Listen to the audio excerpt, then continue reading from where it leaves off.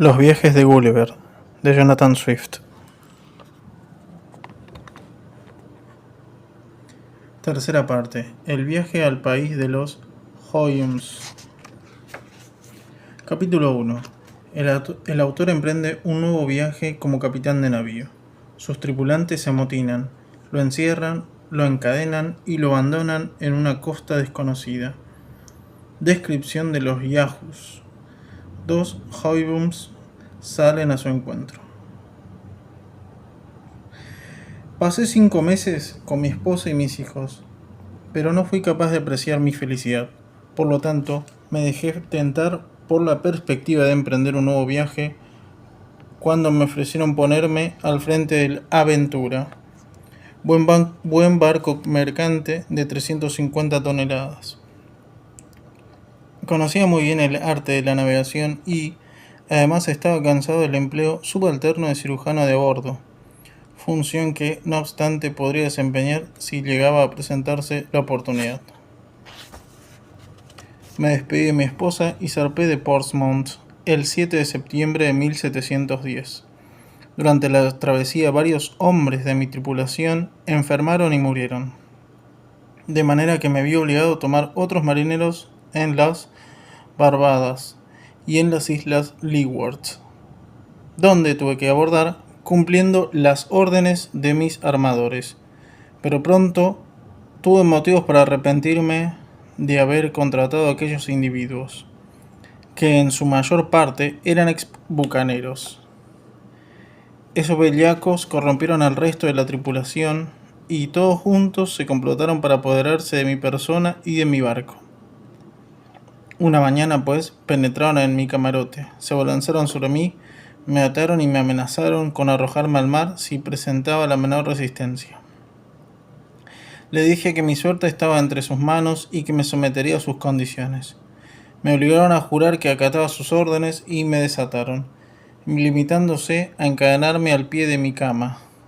No obstante, en la puerta de mi camarote apostaron a un centinela al que ordenaron pegarme un tiro en la cabeza si yo intentaba recuperar mi libertad. Tenían la intención de dedicarse a la piratería con mi barco y dar caza a los españoles, pero como eran pocos para semejante cometido, resolvieron primero vender el cargamento y luego ir a Madagascar para completar la tripulación.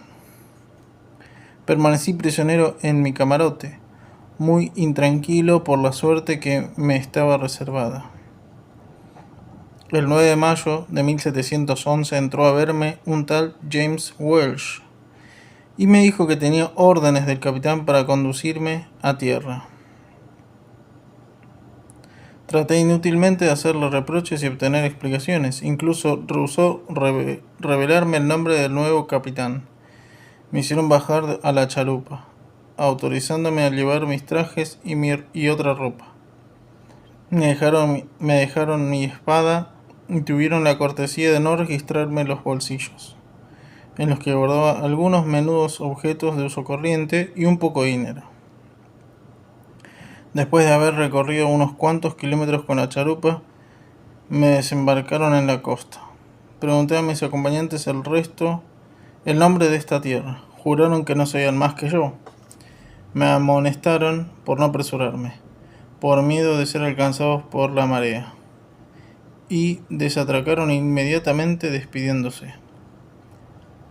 Me alejé de la playa y subí a una colina donde me senté para descansar y reflexionar acerca de mi situación. Cuando me sentí un poco mejor, me interné en la región, resuelto a entregarme al primer salvaje con quien me encontrara y de comprar mi vida, si podía, con unos anillos, brazaletes y demás baratijas que los viajeros siempre llevan consigo y de las que poseía cierta cantidad en mis bolsillos. Divisé grandes árboles, vastos prados de pastoreo y campos de avena. Avancé con prudencia temiendo ser sorprendido o atacado por alguna flecha. Pronto llegué a un camino donde observé huellas de pisadas humanas, de vacas y de caballos. Casi en el mismo instante, vi algunos animales en el campo y 2 o 3 de la misma especie trepados sobre un árbol. pero su aspecto me sorprendió tanto que me oculté detrás de un matorral para examinarlos más detenidamente. Sobre el rostro y el cuello les caían largos cabellos. Llevaban el pecho, la espalda y las patas delanteras cubiertas por un tupido velón. Tenían barba, como las cabras, pero el resto de su cuerpo estaba desprovisto de pelos y se podía ver su piel muy morena. No tenían cola y se sentaban o se recostaban sobre el pasto, y se mantenían erguidos sobre sus patas traseras. Saltaban y brincaban y trepaban a los árboles con la agilidad de una ardilla, y sus 4 patas estaban provistas de largas garras. Las hembras eran un poco más pequeñas que los machos y tenían cabellos muy largos. El pelo de unos y otros era de diversos colores: castaño, rojizo, negro y rubio. En todos mis viajes jamás había visto animales más feos ni más repulsivos.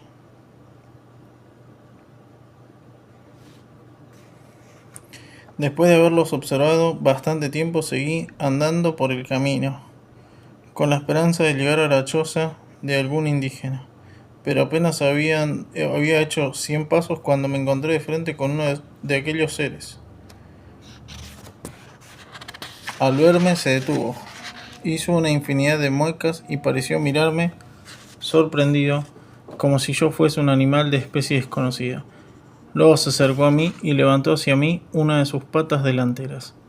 Se la golpeé con la hoja de mi espada para no herirlo, por temor a provocar el desagrado de los posibles dueños de esos animales. La bestia huyó, gritando tan fuerte que atrajo a unos 40 de sus congéneres, los cuales corrieron hacia mí haciendo horribles muecas. Me apoyé contra el tronco de un árbol, protegiéndome con mi espada. Algunos animales saltaron sobre las ramas del árbol para hacer caer sobre mí sus heces, pero de pronto escaparon desordenadamente a toda velocidad. Proseguí mi camino sin poder adivinar las razones de su precipitada huida. Luego, al mirar hacia la izquierda, divisé un caballo que caminaba majestuosamente en el medio de un campo. Era pues la vista de ese animal que había hecho dispersar con tanta prisa la tropa que me acosaba.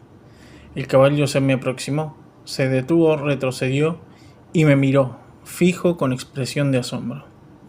Dio varias vueltas a mi alrededor para examinarme bien. Quise continuar andando, pero se colocó en el medio del camino, considerándome con mirada tranquila y sin demostrar violencia alguna. Nos observamos mutuamente durante un momento. Finalmente me atreví a alzar mi mano hasta su cuello para acariciarlo, silbando y hablándole a la manera de los palafreneros, que quieren congraciarse con el caballo, al que no conocen. El bello animal, desdeñando mis cortesías, frunció el ceño y levantó altivamente una de sus patas delanteras para obligarme a retirar mi mano. Al mismo tiempo, relinchó 3 o 4 veces, pero con entonaciones tan variadas que comencé a creer que hablaba un idioma propio y que cada uno de sus relinchos tenía un sentido determinado. En eso estábamos cuando llegó otro caballo que saludó muy cortésmente al primero. Ambos se rozaron suavemente el casco de la pata delantera derecha y se pusieron a relinchar con 100 inflexiones distintas. Luego caminaron unos pasos juntos, como si estuviesen manteniendo una conversación. Iban y venían, uno al lado del otro, caminando lentamente como personas que opinan acerca de algo.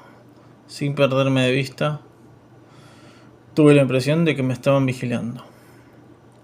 Sorprendido al ver que los animales observaban semejante conducta, no pude evitar pensar, ya que en este país los animales tienen tanto juicio, los hombres deben ser los más inteligentes del mundo. Esta reflexión me alentó tanto que resolví avanzar hacia el interior hasta encontrar a los indígenas, dejando a los caballos discurrir juntos todo el tiempo que les placiera. Pero al ver que me alejaba, el primero, que era un tordillo rucio, se puso a relinchar de manera tan expresiva que me pareció comprender lo que quería decir. Por lo pronto, volví a su lado, disimulando mi turbación, pues comenzaba a inquietarme la situación. Los 2 caballos se me acercaron y empezaron a examinar mi cara y mis manos, mi sombrero y los faldones de mi jubón parecieron sorprenderlos. El rucio acarició mi mano derecha, cuya suavidad y color me admiraron, por cierto. Lo admiraban, por cierto, pero me la apretó tan fuerte que entre su casco y su cuartilla que no pude evitar un fuerte grito. Esto me atrajo 1000 otras caricias en prueba de amistad. Mis zapatos y mis medias los intrigaron sobremanera y por un momento no dejaron de husmearlos y palparlos. La actitud y los gestos de estos animales me parecían tan razonables, tan sagaces y tan juiciosos que terminé por suponer que se trataba tal vez de magos intencionalmente convertidos en caballos y que al ver un extranjero en su camino habían querido divertirse un poco a sus expensas. Alentado por este razonamiento, me tomé la libertad de hablarles en los términos siguientes. Señores, si son hechiceros, como no me faltan razones para creerlo, deben comprender todos los idiomas. Tengo pues un honor de dirigirme a ustedes en el mío para decirles que soy un pobre inglés naufragado, para su desdicha en esta costa, y que les ruego autorizarme a montar uno de ustedes a fin de ir en busca de alguna casa donde poder descansar. En agradecimiento les ofrezco este cortaplumas y este brazalete. Los dos animales parecieron escuchar mi discurso con la mayor atención y cuando terminé se pusieron a relinchar alternativamente volviéndose el uno hacia el otro. Comprendí entonces con toda claridad que sus relinchos tenían realmente un significado y representaban palabras. Les oí repetir varias veces el término Yahoo, cuyo sonido distinguí claramente, pero no me fue posible desdeñar el sentido. Cuando callaron, me puse a gritar Yahoo, Yahoo, tratando de imitarlos. Entonces, el rucio repitió nuevamente esa palabra, como para enseñarme a pronunciarla correctamente. Volví a decirla después de él, lo mejor que pude, y aunque mi acento y mi pronunciación distaran de ser perfectos, tuve la impresión de haber progresado un poco. A su vez, el otro caballo pareció querer enseñarme otra palabra, mucho más difícil de pronunciar y podría escribirse así como Hoy Bum Bum. Al comienzo no logré pronunciar esa palabra tan bien como la primera, pero después de varios ensayos conseguí hacerlo mejor y los dos caballos parecieron convencidos de mi inteligencia. Luego de conversar un poco más, indudablemente acerca de mí, los dos amigos se despidieron tan ceremoniosamente como se habían encontrado. El ruso me hizo señas de caminar delante de él y me pareció oportuno hacerlo hasta tanto encontrase un guía mejor.